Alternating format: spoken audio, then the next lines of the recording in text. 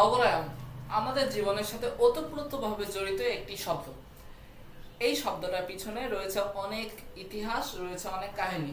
কিন্তু এই নগরায়নের ফলে আমরা টের পাই না বা বুঝে উঠতে বুঝতে পারলেও বুঝে উঠতে চাই না এর ক্ষতিকারক দিকগুলো কি কি। কবি জীবনানন্দ দাশ বলে গিয়েছেন যে আবার আসিব ফিরে এই ধানসিঁড়িটির তীরে।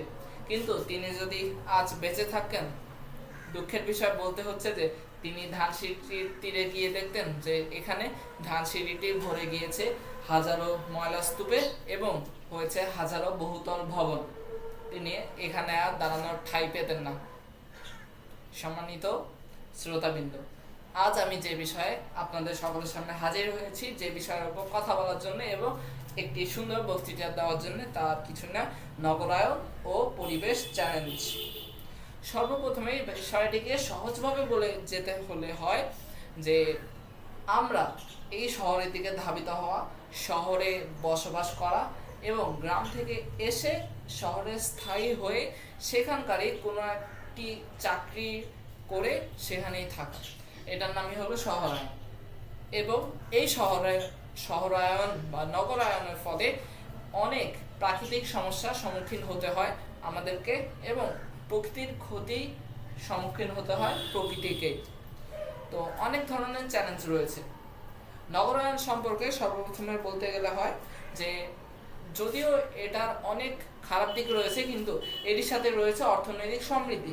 যখন মানুষ একে একে করে অনেকজন মানুষ একটি শহরে এসে ভূপতিত হবে এবং তারা নিজেদের চাকরি বাকরি খুঁজে পেয়ে তারা কাজ করবে, অবশ্যই অর্থনৈতিক সমৃদ্ধি ঘটবে, অর্থনীতির চাকা সচল হবে, এটাই স্বাভাবিক।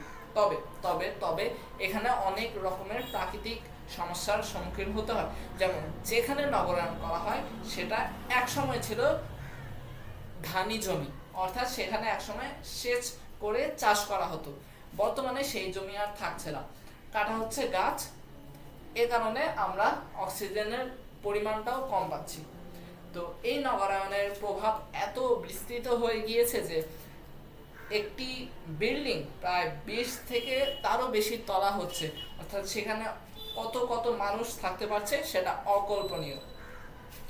একটি সত্য কথা বলি আপনাদের, ঢাকায় আমাদের প্রতি 12 জনের মধ্যে, অর্থাৎ বাংলাদেশের 12 জনের মধ্যে একজন ঢাকায় বসবাস করে। ঢাকা এতটাই ঘনবসতিপূর্ণ, সেখানকার জনসংখ্যা অনেক।